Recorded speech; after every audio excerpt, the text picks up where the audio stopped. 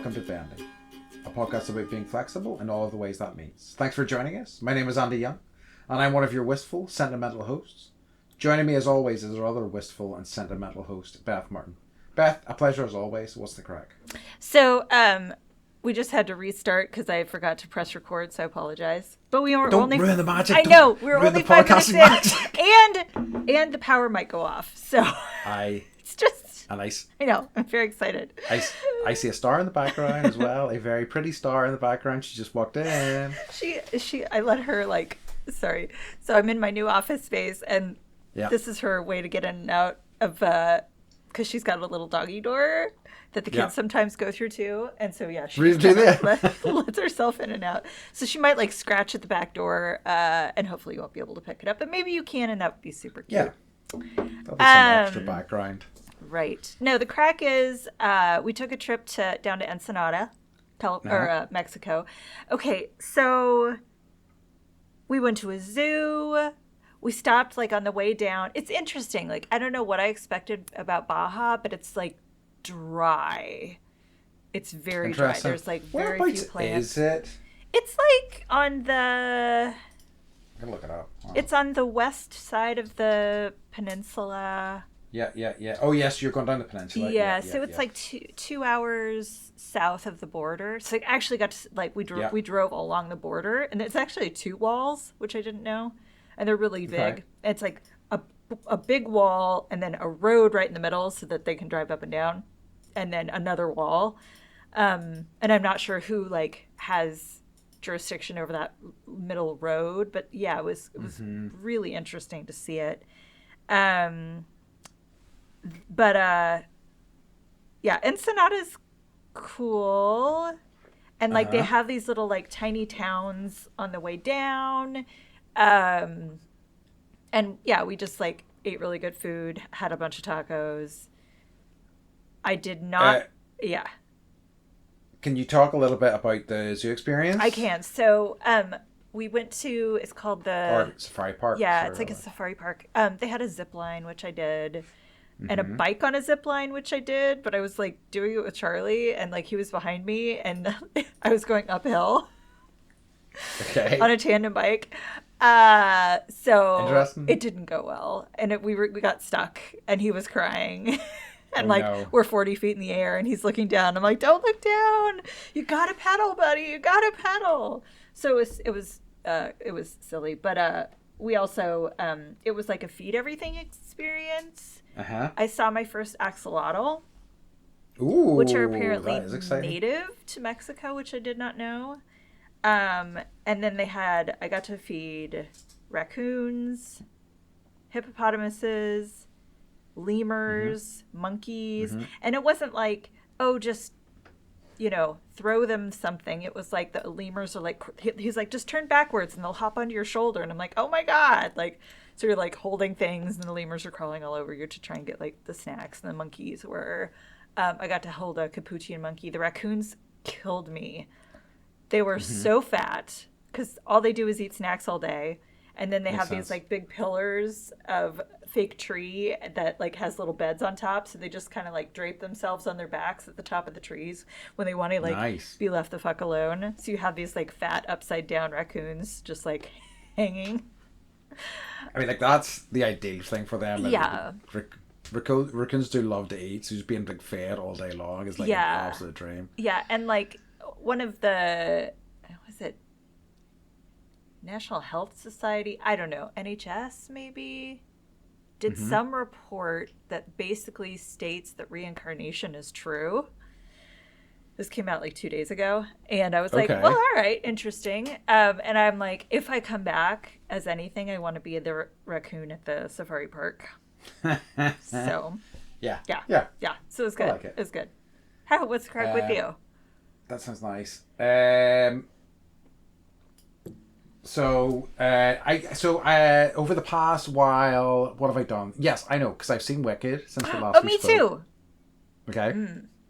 I really enjoyed it because I had no real expectations of it, and I was I kind of get a wee bit overwhelmed if musicals are too much musical and not an awful lot of plot and stuff, but it was a good balance between the two.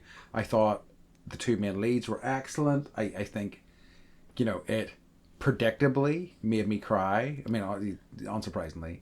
And like I thought genuinely some of the songs, particularly like Defying Gravity, were really powerful. But I loved it. I really did. I saw it, so I'm gonna please, people don't hate me. Mm-hmm. I saw it on Broadway.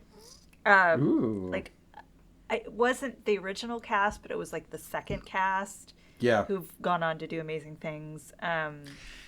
Did we talk about? Did you see it before our last podcast? Possibly, because I think, if I recall, I was going to see you had seen it, or no, I think you had seen the movie before, and we don't.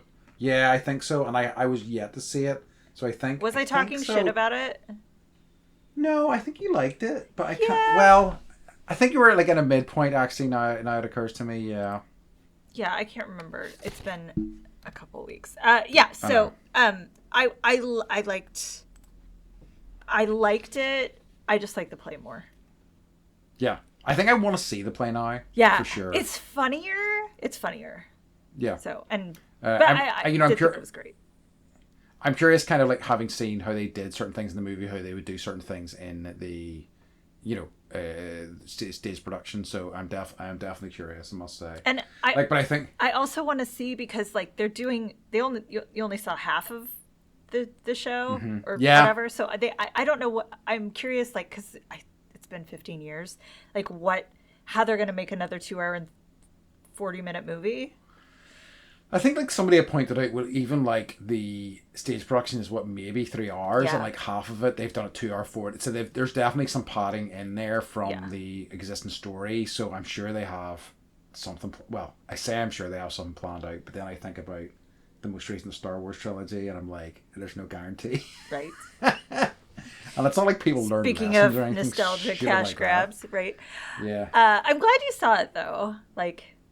So am I. I don't know that I would have if my friend hadn't kind of nudged me to go and check it out. I'm really glad that I did though. And I'm probably going to go and see Moana 2, I think, this week, maybe, because I have a free night, and if I have a free night and I want to switch off for a few hours, it's the movies for me. Yeah.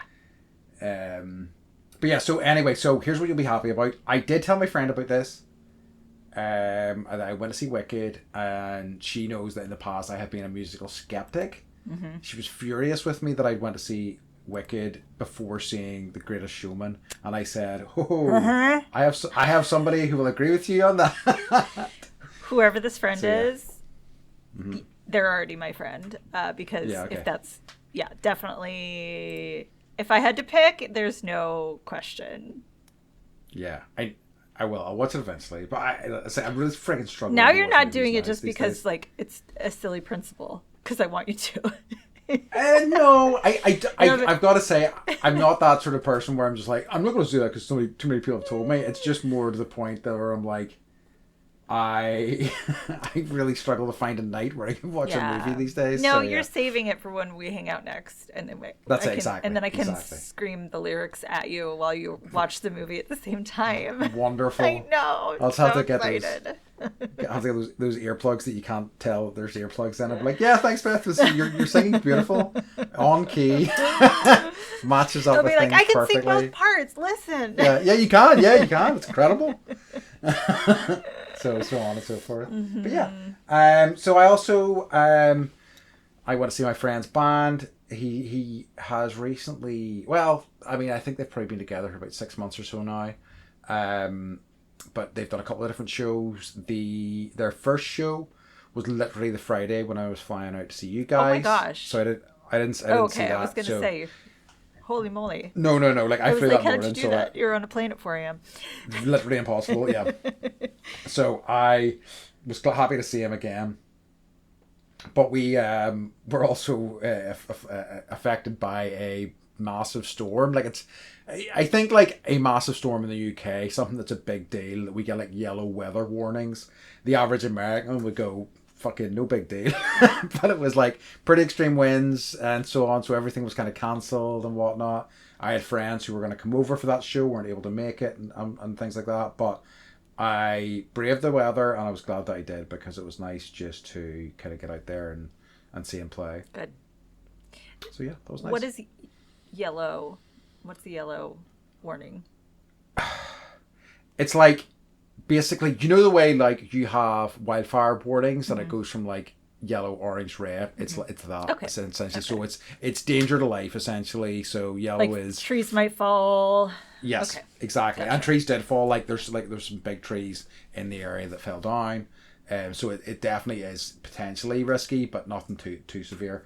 But yeah, so that was fun. But it was just I say it was good. I'm really glad I decided to go up because I was not sure whether I could be bothered, and it was good fun. And you did it, and you were like, "That was a good I did idea." Good. Liked seeing the band mixed in the socializing with people I don't know. really know. But it's fine. That's the nature of me. But yes. But anyway, so then we can move on to what's occurring this week. Do you have anything? I do real quick. Spotify does its Spotify Wrapped, Yes. which to me is like, oh wow, you have bad taste, and like, I don't know, like shame on you for. Yeah.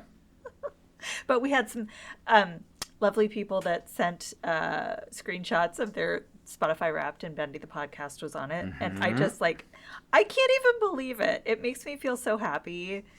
Me too. My own personal Spotify Wrapped was embarrassing and shameful, like the amount of true crime and like, silly things that I listen to. And Yeah, how many and the number of hours I'm actually like listening to podcasts. So yeah, shame on you. Yeah, I'm like, because I'm on Apple and I'm kind of curious. I know that they do something similar, but I haven't even checked it It's yet. like So it's like a whole and again, like I really appreciate people. I'm not trying to shame anyone. It's just it's I saw actually I thought that like when it came out, it's like very bombastic and it's like a whole presentation, and we like because we're podcast producers, like we get this other one for the podcast itself, and it shows you like how many people have listened and where, and it's a whole presentation. It's just crazy the amount of marketing that goes into all of this. I don't know. It really is. I'm curious. I'm gonna. It seems like Apple do have them. I thought I would be able to check in real time there, Yeah, but no. I think it's gonna play my music, so I don't think we want that right now. Okay. So I have two Okay. occurring Okay. things. First off, I haven't had one in a while. It's an Andy's Down with the Streets. Yay. Something that I just encountered recently. Like I like to encounter them organically. So I'm going to ask you, I think the chances of, because I had never heard of this before, and I think it's a relatively new phenomenon. Do you know what a Kia is? So the word is spelled Khia, and either is pronounced Kia or Kea. It is related. Khia. Correct. Huh. It's related to music, is what I'll say, because I think the chances, like honestly, even if I give you the description, you'll probably be like, huh? There's no fucking way I have any clue what this is. If I'm like cars, but they're spelling it wrong.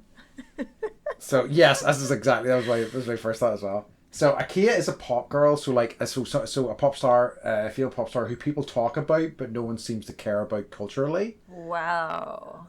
So, and it's a whole thing, and it's one of these things you just sort of like, you find this whole kind of, undercurrent of the internet that there's this whole thing. Can you they talk about can you reread that definition for me one more time? Sure. A Kia is a pop girl who people talk about, but who no one seems to care about culturally. Okay. So two of the people they've talked about that got out of, they talk about people being in the Kia ghetto, and they can break out of that. So like, for example, Charlie XCX this year broke out of it. So did Chapel Roan.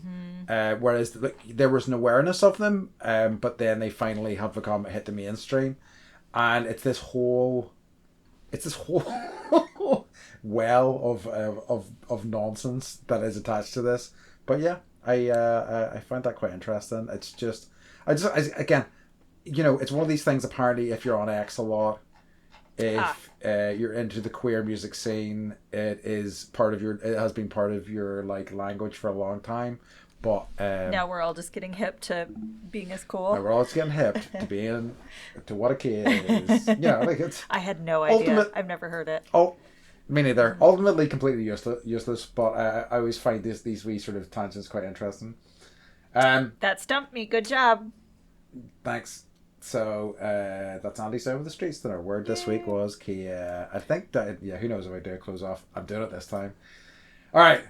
I've got another one, a whole new segment. It's not that exciting, but okay. So it's a corrections and omissions section. Ooh. That I'm titling SpaghettiOs. Okay. I think I invented SpaghettiOs. I'm pretty You sure. sure did, yes. So I'm going to copyright that. Yep. No one's ever used that on No, T-shirts or No, commercials or anything like that. So that's 100% For our on whole the lives, original. right? Yeah. So based on it's basically a corrections and omissions to something I talked about in a previous week. So I absolutely conflated Logan Paul with Jake Paul last week. Oh. Jake Paul's the wrestler, Logan Paul's the boxer. But I think on the episode itself, I did say I thought of them as one like amorphous blob anyway, and that is actually absolutely kind of like played out because I just did conflate the two of them. But there will be, Logan or Jake Paul stands out there who will be furious with me, no doubt. So I just thought I'd better go back. I don't want to hear any of your bullshit.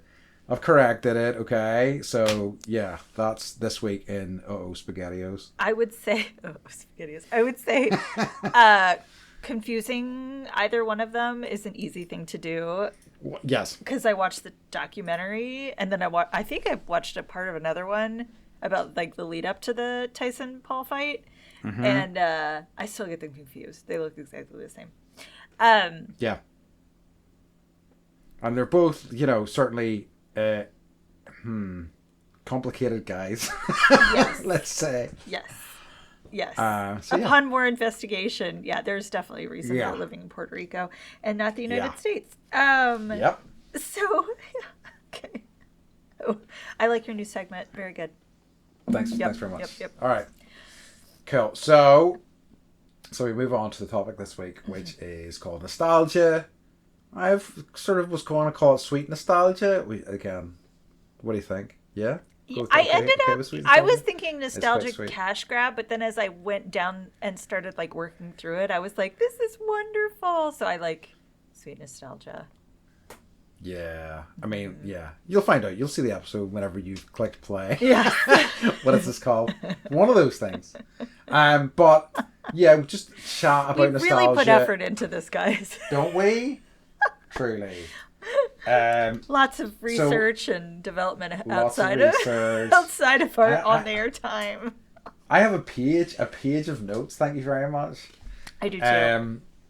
So just literally that, like, and I think, and I want to talk about this in more detail because I think that like nostalgia has become even more intense in terms of how it's like commodified and marketed, and like especially over the past few years. I mean, obviously it's been a big thing for a long time now, but recently it just seems to be like everywhere. I would say like with the commodification of nostalgia, that's just going to be a thing. I will say, okay, so I was trying to figure out like, what is nostalgia? Is it good? Is it bad? Like, what feeling do we get when we hit that nostalgia button and we have that feeling wash over us, because it is a feeling. And I feel like for me, it's like the feeling of familiar, or like when you go to your parents' house that you lived in, growing up, and you feel that feeling of like being home, kind of. Yep. So like I would say like it brings up like happy thoughts of childhood for me, happiness, and I think something we maybe enjoyed as a culture together, and so when something comes out that like is a reboot or something from our childhood, it's like yay, because like everyone is excited and we're all clued into the thing, and I also think it reminds us of a time when like there was a different pace in life. It's like a change of pace kind of thing. That's true. And I suppose it's like a reminder of like innocent, especially childhood and stuff like that. Because I think, it's interesting. It's one of the things that occurs to me a lot is that like, when you're young, you're craving to be an adult, and as soon as you're an adult, you just wish you were young. Yeah. It's a nightmare. Yeah. And I think that is like, nostalgia is such a, very easily sort of manipulable. Oh God, manipulatable. Is that a word? Yes. You're able to manipulate it for evil uses. So like, it is something that is easy, and like, I think about, what I'm saying at home. So like, I think like particularly for our generation and for the past few generations, Star Wars is such a big one because it was such a phenomenon, and they have exploited the shit out of that as a result, I think for nostalgia, like our generation is the easiest to mine. Yeah. Because so much cool shit. Like, we're the best generation, obviously. Well, yeah. Yeah. But, like, so much has come from... It's not like everyone's like, oh, God, Frank Sinatra. Ooh. Like, let's bring back... That's true. X, Y, and Z. It's all stuff from, like, the 80s and the 90s. That's a very good point, actually, yeah. So... one of the things, and I wanted to bring this up early on because I feel like there's a chance you haven't seen it, but there was a relatively recent South Park episode, though I'd say probably within the past 10 years, because I've been in and out of watching that show, where they have member berries. Do you know about this? Okay. No. So they basically had these, one of the episodes was about this company started like selling these things called member berries. They looked like grapes, but they were like had little like faces on them, and like they had voices, and they were like, hey, do you remember Chewbacca? Do you remember the Millennium Falcon? And people were just like lying on the sofa eating member berries, and it was just such a perfect skewering of like that sort of way of thinking. How lazily it's just like, yeah, here's fucking Chewbacca. All right, you happy now? You fucking idiot. So it's very funny, and it's so perfectly I want to eat those up. So bad. Right? Yeah. And this is the thing. Yeah. I want all of it. And I think it like perfectly like it ran between those two lines of going, yes, nostalgia is kind of dumb and it's very kind of easy to exploit, but also, God, sweet nostalgia. How I want it. How I want to use it to transport me back to a simpler time in my life, etc., etc. Yeah, I find myself wanting to like, because I think I get grumpy about things that have to do with money and like people making profit off of something. Yeah. That I feel like shouldn't be made profit off of, but at the same time, like I want to see the reboots. I want to see the re-releases. I want to see the toys. I want my kids to get into the things that I was into, and it's like perfect for all of that. Like I'm the person. Right. It's like I hear you, and like there is part of me where I'm like, I really want them to be well done. Like I think that whenever, and it really frustrates me a lot. So I can think of some recent examples, and one of the things that I was going to talk about was like in the past few years, in particular, there's been this idea of legacy sequels. So like so many movies and products that were like haven't really been seen for maybe like 20 years or so. So like Gladiator 2 is a great example of that. Beetlejuice is an example of it, like, or even like the recent Aliens film, which, Romulus? Arguably you could say Romulus and stuff like that were movies, but like, I don't know about those movies at all. But like, I kind of respect them because they at least were trying to do something different. I just think it was bad for the most part. Anyway, but right, sorry, that I'm talking about not Romulus. It's not important. The ones that came out, the Ridley Scott ones that came out about like 10-15 years ago. Oh, like people are screaming at me now. Like Alien Resurrection. Yes, thank you. And whatever the other one was. Yeah. But yes, Romulus.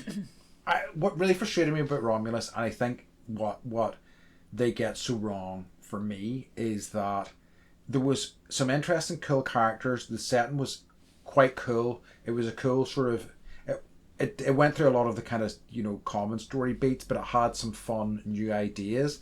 But then one of the characters at one point says, "Get away from her, you bitch," and I'm just like, no, that is just like a hey, do you remember Aliens? Do you remember when Ripley was fighting the alien queen and said, "Get away from her, you bitch"? And it's like, fuck off. That really undercuts any sort of character development. It's just nakedly taking you out of the film and saying, "Hey, do you remember this other movie that was probably a bit better than this one?" Thanks, bro. Mm-hmm. So I kind of feel like they really misjudge the level of nostalgia that they put in these things too often.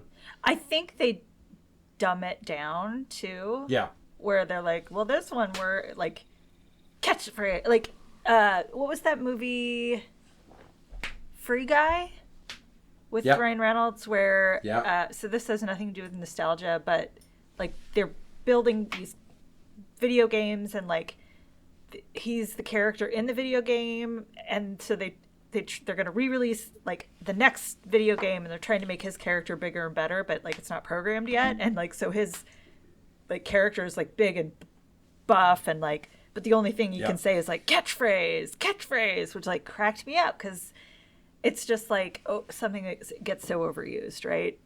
It's true. And it does bother me that like they think we're that stupid that we don't care enough. I don't know. It's lazy writing. It's lazy writing. It is lazy writing, and it's just and it also is like death to original new writing as well. Because it's like, instead of this line that has been lifted directly from an older product, it stops a writer having the opportunity to create something else new and memorable. Mm-hmm. And I think it speaks in a big way to how risk adverse a lot of like entertainment companies are now. They just kind of want to stay in this very kind of safe zone. But I think it will like just mean that we're going to hit a point where there's nothing to cannibalize anymore. There's no new idea, and it's just feels like it's creatively in like a whirlpool of trouble. I agree with that. I think. And there's nothing wrong with indie films, but they're the only ones that are trying to do something slightly different. Yeah. And so that's our pool to work with right now. And I miss the writing of movies like Goodfellas, right? Where you're just like, holy fucking shit, or not even the writing. It's like this movie starts with them knifing a guy in the back of the car, and it's like so realistic that you're just like floored, right? I miss that kind of creativity. They talk about like, all too often whenever movies are written these days, they're kind of going through and they're like, especially like big budget things, and they're like, well, okay, we can get rid of this scene because it doesn't move the plot along. But it's those scenes that reveal more about it's not often reveal more about character and like allow you to like live in the movie a little bit more. So it's such a loss whenever they're taken out a lot of the times, and I think totally agree. I think it's wearing people down just generally, Yeah, and like, obviously like Star Wars is a machine of its own kind now. Yeah. I saw there's a Jude Law. Yeah. What's it called? Skeleton Crew. Yeah, that's come out, and I was like, oh, maybe we should watch that. Jude Law is always a good time. But yeah. I'm still like, there's a backlog of Star Wars stuff that we haven't even gotten to. Oh. I mean, truly, apart from maybe one or two shows, I would say do not bother. Most of it has been pretty terrible. I mean, it's one of these shows, but it's interesting, and I think this is the big sort of trap of nostalgia for me, because like I'm pretty certain I'm a Star Wars fan. I think the world he constructed, and the ideas were so cool and interesting, and like you can be stolen also, you can be like, from yes Dune. I was going to say, but like yes, you can say he cannibalized stuff from Dune and whatever, but his take on this was fresh and felt energized and new and exciting, and it had, and this whole idea of like a lived in sort of sci-fi universe felt really refreshing. Yeah. So like That's an But excellent point. and it came to me at a time whenever I was like, I love this, and my mom kind of had me watching Star Trek and things like that as a kid. Like sci-fi was so important to me because I love the sort of like limitless imagination that's possible in sci-fi. But like I think that I probably dislike the vast majority of the Star Wars product. To be perfectly honest with you, most of it's bad, I think, and. But I'm still a fan, and Yeah. I kind of struggle with that a little bit. Yeah. It's like, I mean, I don't get it. totally. Like, I was so freaking excited when they brought back all of the original characters, Yes. and then they fucking killed Han Solo. Sorry, everyone. Spoiler alert. And I was like, Yeah. I was just like, I'm done. I'm done. I'm done. Like, you can't. And I, whatever. This is the problem with nostalgia. I have a big respect for Harrison Ford in that regard because apparently he was like, I will do another movie, but you must kill me. Basically, that Which was is fine. because he didn't want to do it anymore. He just wanted a big paycheck, and I'm like, full respect to you, Harrison Ford, for doing that. And like of those, I think that trilogy's pretty bad, but I think the first and second movie have interesting moments in them. They're not bad, but I think that the third movie is such a disaster. It's untrue. And to me, and to go into, you are capping off a series of 6 movies that mean a lot to people. To go into that with no clear plan about what story you're trying to tell is insane to me. I don't get it at all. They just because basically told the they were same just story. making it up as they went along. Yeah, and they were just like, let's just do the same thing. Yeah. It's like, fuck off. Build a Death Star-ish thing, and yeah. I mean, say what you will about the prequels, but at least George Lucas was attempting to tell a different story, and I think he didn't quite succeed, but there's some good stuff in there too as well, I'm noticing that, like, the movie Stranger Things, or not movie, the show Stranger Things, we're on, season 4? Hopefully coming like out that, soon. yeah. And that show is, like, totally nostalgia. It is. 80s, like, bands, clothes, hair, hanging out at the mall, like, all the, the whole thing reeks of that time. And I remember the last season, there was like a really intense episode, and they played one of Kate Bush's songs. Yeah. And it like infuriated our generation.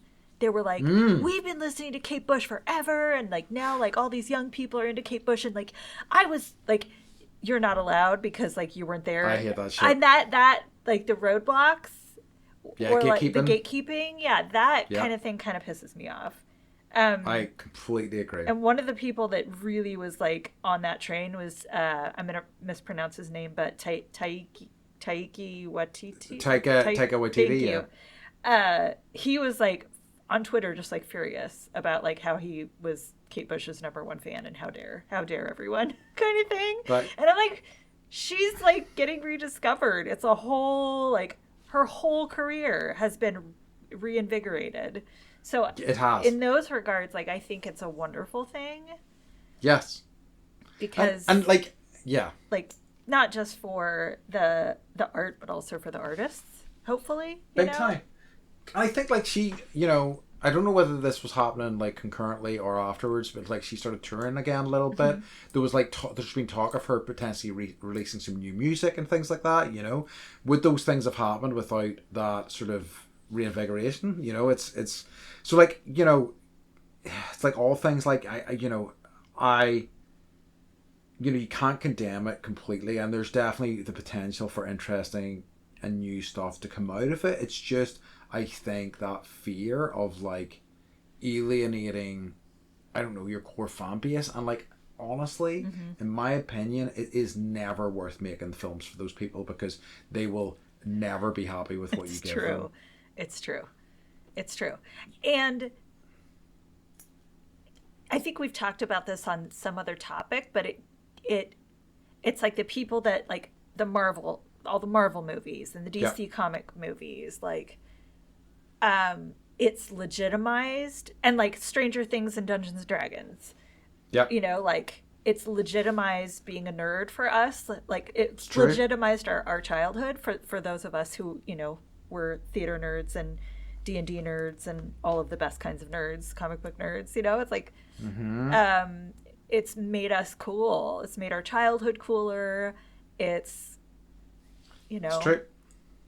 it's, I look back differently because the shit that like I liked is now, you know, making a lot of money and like my kids think it's the coolest thing ever.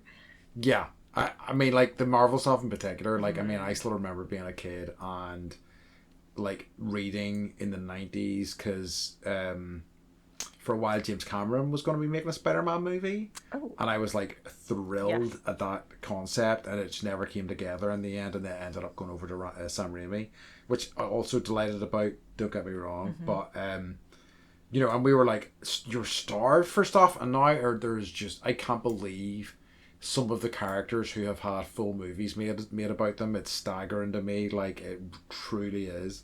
But like, you know, but even that, you know that's a good one because it's, you know, relatively new in the grand scheme of things. I mean, obviously you had the X-Men movies quite a while ago, but if you think about the MCU, it's like, what, 13, 14 years old maybe, I think, since Iron Man. It came out in like 2008, I think. I did it. Oh yeah, maybe you could be right. It would have been in Taiwan. Yeah. No, I think a bit later than that. Fine, check. Please. I'll look in my mind Or, garden. check, Hold on. Check, look in your mind garden. But like, but you see the like nostalgia cycle shortening, right? It's because people are really nostalgic for like Iron Man and things like that. And like, that's not that long Andy, ago, really. You know how much I love saying this. I was right. 2008. 2008, really? Wow. yeah. Jeez, was that Taiwan then? How interesting. Yeah. Okay. But no, I do think that things are things are shortening in terms of like the time frames at which they're redoing and re-releasing. I was thinking about like, well, obviously Star Wars. I was thinking through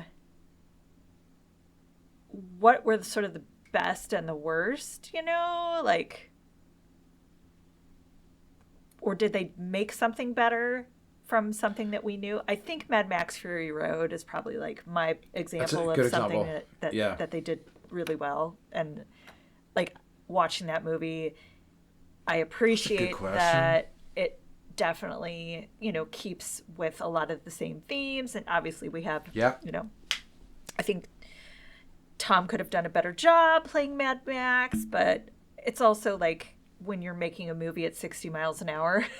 Yes. There's like character development doesn't really, you're just trying to stay alive.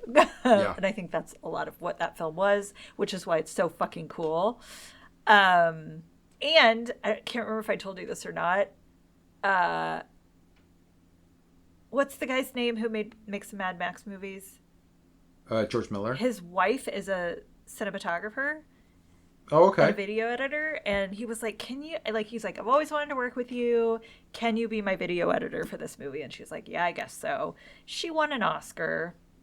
Nice. Yeah, for cinematography for Fury Road, and it's like, that's good. What a badass lady to be like, "Yes, all right, let me get on my own camera war rig and like drive at 60 miles an hour to film this movie every day." Makes me so happy.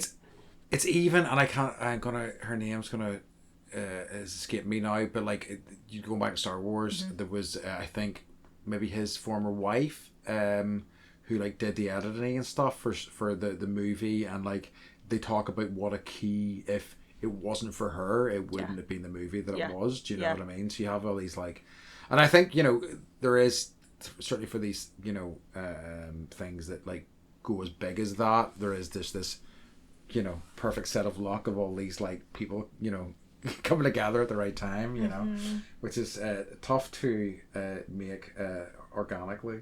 So this is off topic a little bit from movies, but I remember like going to Target. This is probably like 6 years ago, and they had an entire shelf in the kids section of like Light Bright, Pound Puppies, Etch-a-Sketch, like all the toys we had as kids, and I was like stoked.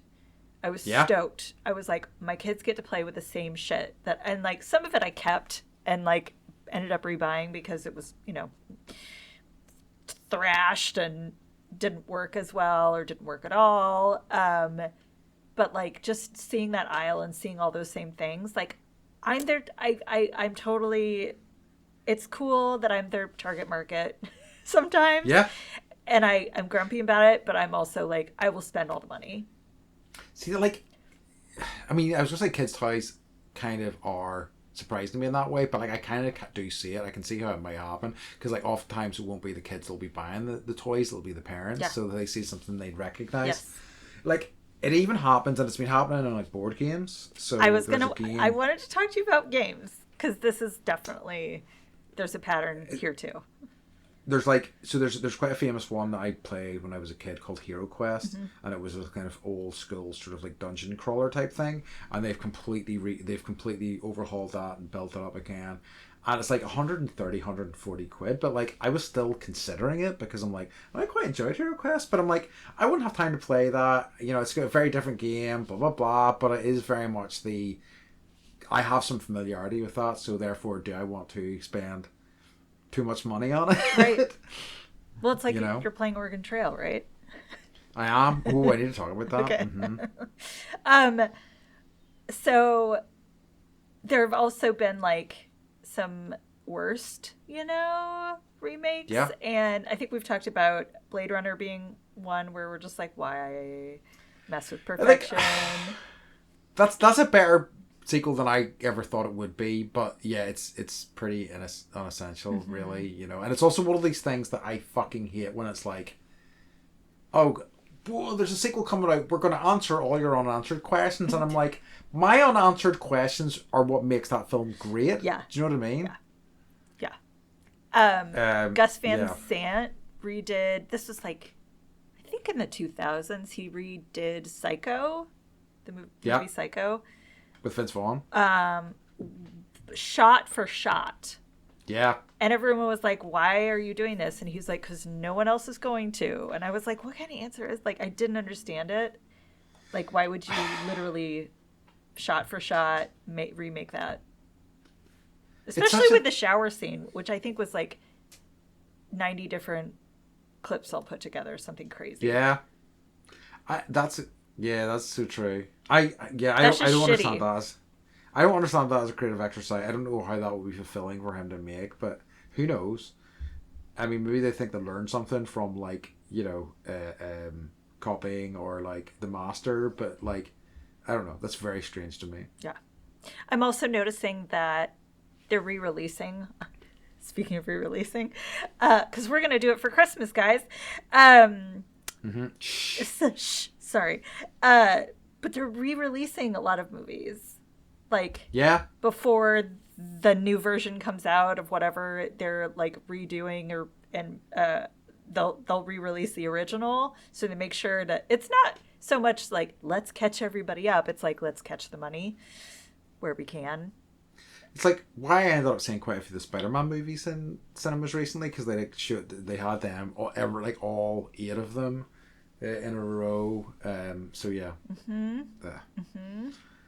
But like, it's funny because you talked about using old properties and I'm trying to think of other kind of good ones, but I think Fury Road's such a great example of that. And I think I also kind of love, like, I really quite like the recent Evil Dead movie, which came out last year. I have not seen it yet. I would say it's very different to what came before in the Evil Dead series, and it's like more horror-y than comedy. Sam Raimi didn't direct it, right? The same guy that directed Alien Romulus, okay. Fede Alvarez, I think his name is, and I really liked it a lot, and I liked it because it was just like, okay, here we have a core idea of what the Evil Dead sort of concept is, and we're just going to do our own thing with it, and I thought it was fantastic, and I think that's what I want to see. Yes, the other one I thought about was, it's interesting how you can revive a property that's been limping along for years. So, Predator movie, first Predator, action, masterpiece. I recently also found out that Predator is a big movie in the gay scene, which makes so much sense because it's all these like oiled up muscly men. They're like, that makes perfect sense. They're like, of course it does. And like nearly every. They're I all have a running soft spot around for being daddies. Sorry. yes, big time. Yeah. They are, and like I have a soft spot for Predator 2, but it's not a good movie. Then there's like Predators, The Predator. Alien Most versus of them, Predator. Alien versus Predator, two of them. Most of those movies go from being okay to terrible, and it was just like, what is this? This franchise is just limping along. And then Prey came out a year and a half, 2 years ago. Good. Was fucking awesome, and it's like suddenly this franchise is back on its legs again. It's doing interesting stuff. It did something a bit different with the concept, had some fun ideas, and was fantastic, you know. So yeah, who knows? Hit or miss. Fuck. I know. Yeah, fucking Okay. nostalgia. So I've got some nostalgia questions for you. Okay. So what are some things that give you nostalgia? I mean, like, you know, stuff that I think had a lot of meaning to me as a kid. So Star Wars is such a big one for me. Yeah. I think the superheroes in particular, because like I loved comic books so much as a kid. Spider-Man particularly. I think I told you before, whenever the three Spider-Man leaped into action in No Way Home, I like burst into tears, like real hard, heavy, uncontrollable sobs. I was so happy to see my three guys all up there doing their shit. I so totally like, cried too. Oh, so good. And like I think I reevaluating that film. I'm not sure it's that good a film, but it really worked on me anyway. So like those things, and like, you know, nerdy stuff in particular, like I do have nostalgia for D&D and things like that, and some role playing stuff I did as a kid. Like, I, you know, I'm starting to get back into that. That's obviously something that is constantly changing anyway. I think that's one I'm really happy with, the kind of revival it's had over recent years, because I think it can be a lovely sort of collaborative thing you can do with friends, you know. So those are probably the main ones. Some music as well, but those are the things that really kind of have their hold on me. What about you? For me, it's because I was a theater nerd, and it's interesting that like Wicked is such a big deal because it's a play, it's musical theater, so that makes me happy. So just like any musical from that I watched when I was a kid, that watching with my kids, like I'm like, I don't even remember that I knew all the lyrics, like like it just feels good, right? It does. And like, I guess this is kind of a love-hate thing. You know, like we're rebuying all of the original, like Clue, Monopoly, Life, Battleship, like all the games that like in America were popular in America when I was a kid, and we're buying all of them and we're playing them, and they've changed things. They've changed these games.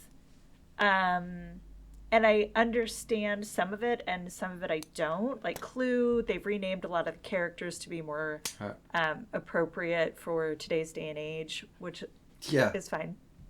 But like even the game of Life, they've changed, and like, oh, really? Yeah, I don't want my job to be a vlogger or a social media influencer as an option, right?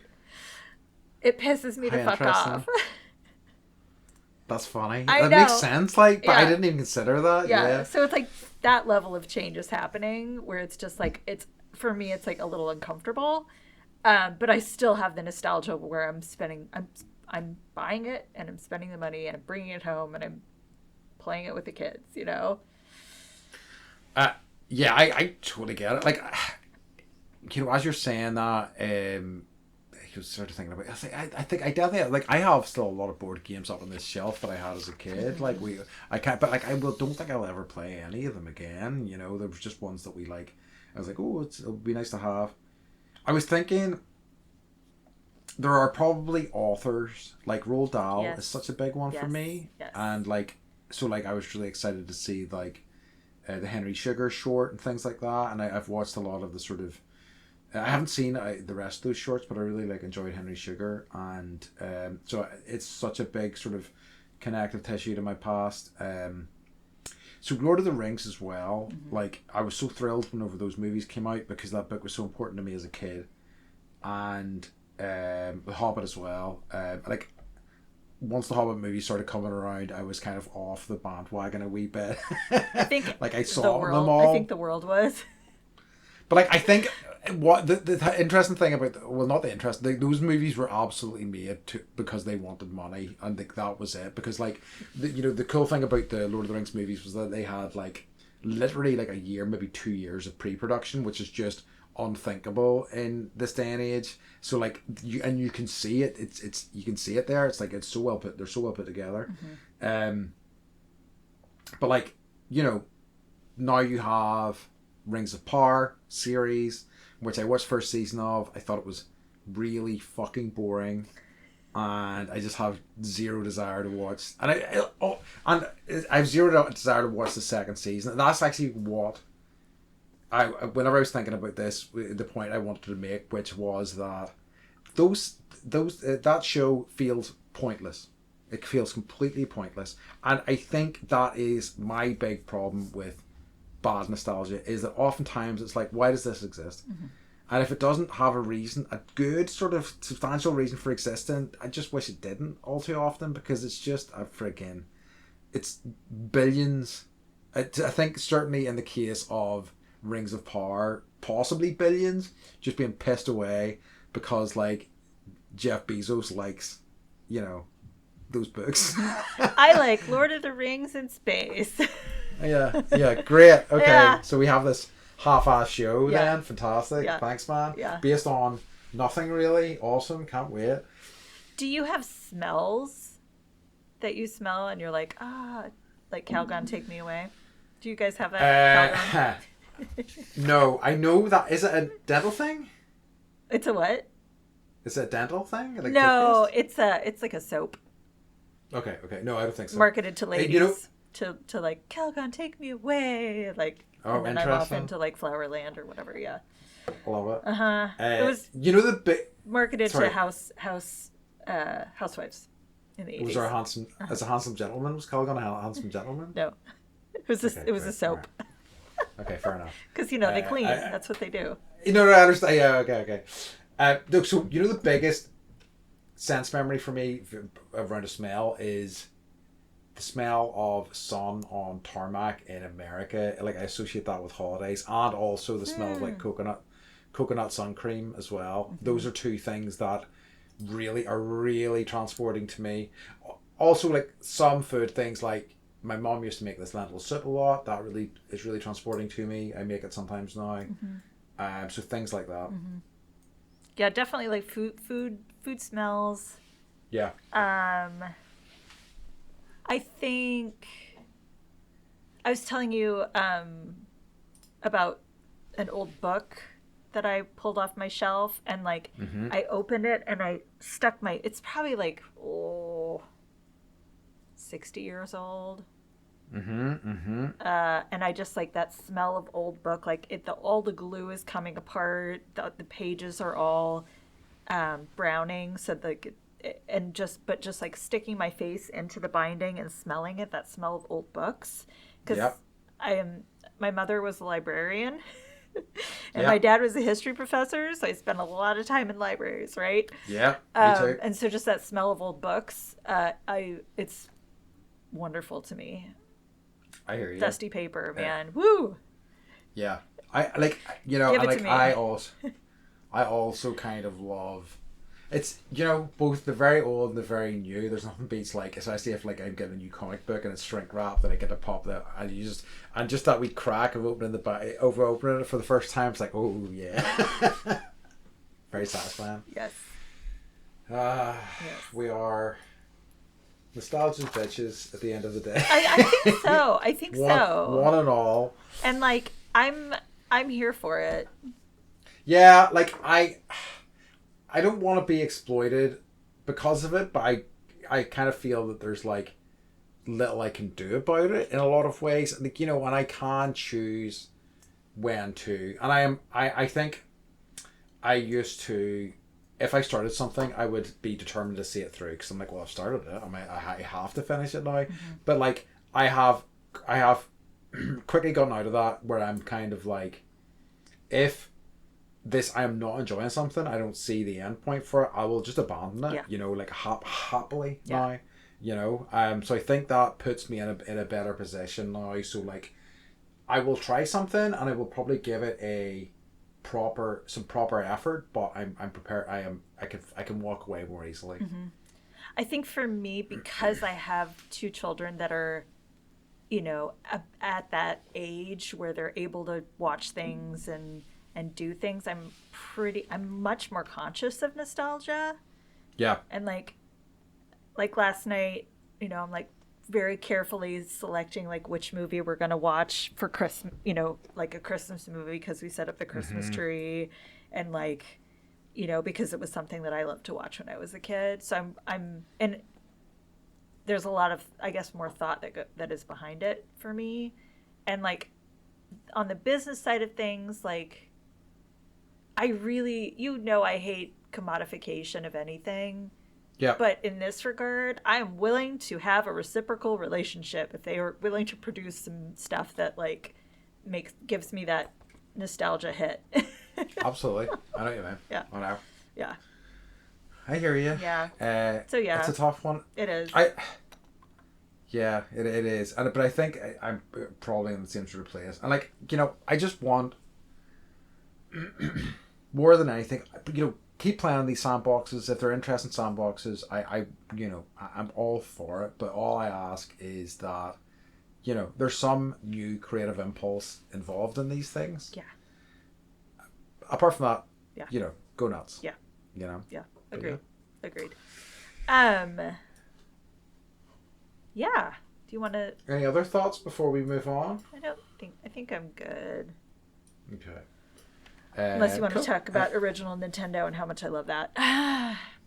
Yeah, I mean, that video games is very much a nostalgia thing as well. Yes. But then at the same time, like, sometimes I go back to old video games and I'm like, oh my god, how did I like this? I know. It's an interesting one, just before we move on, is that like, how your memory remembers how certain video games look, and then you go back and you play them and you're like, oh my god, this is appalling looking. I remember seeing this at the time going, how can graphics get any better? Yes. And then they're like, it's nuts. Absolutely nuts. Yeah.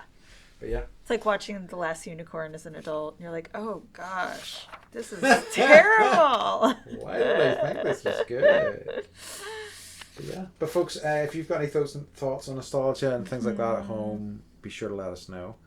Even if it was just to tell us how cool and smart we are and how our opinions and nostalgia are really good. Dead on. And fun to listen to. Okay. In that case, we'll move on to our favorite question. What's been bringing you joy? So in the past while? I don't know if you guys had this show. I'm sure you did probably. The show Girls. Yes. Okay, I'm rewatching it.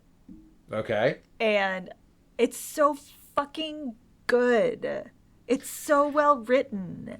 Yes, I've only seen one season of that show, and I need to watch more. It's just so over the last couple of weeks I've watched all 6 seasons. I've just been binging the crap out of it. It's so. I think what I realized, like, I enjoy, because I'm always behind in all things in life for the most part. So like, I wasn't part of like the cultural shift and like everyone watching it at the same time.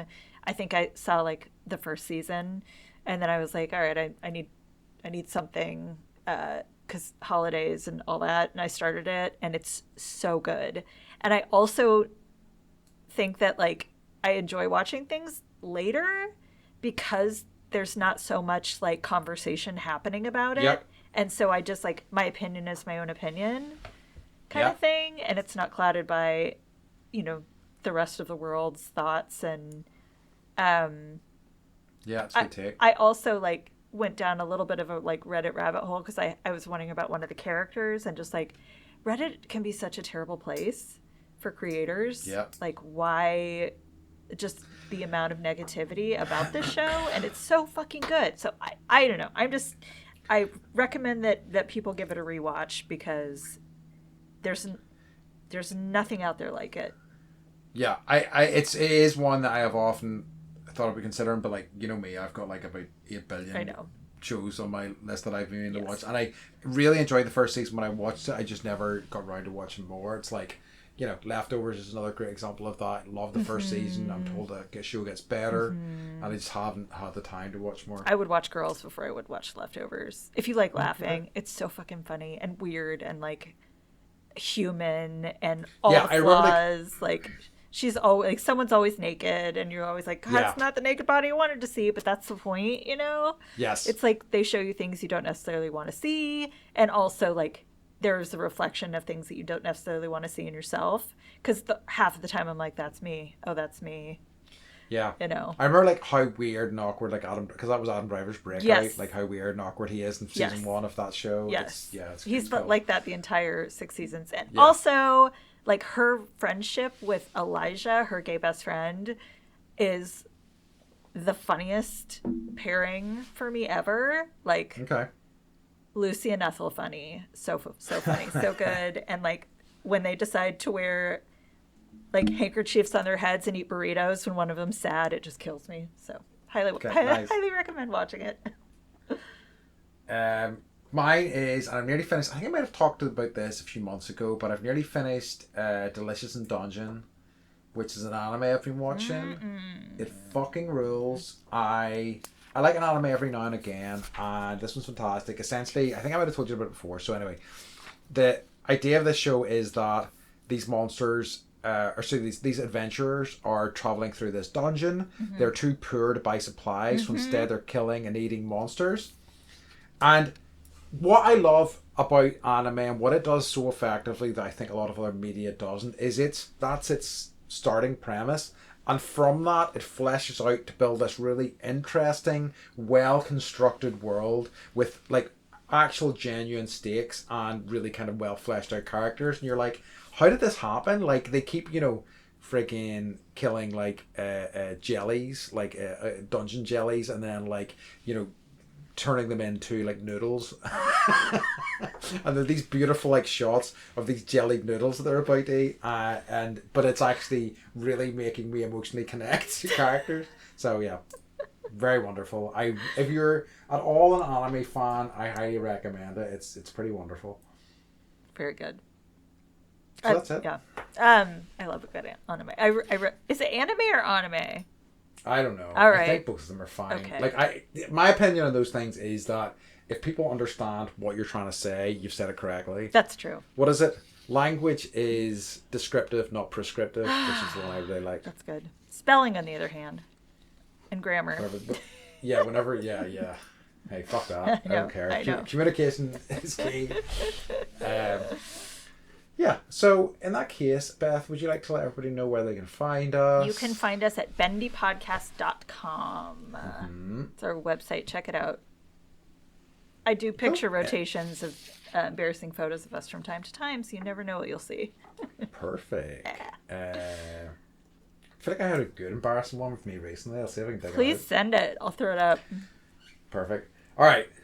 In that case, folks, as always, we'd like to remind you to...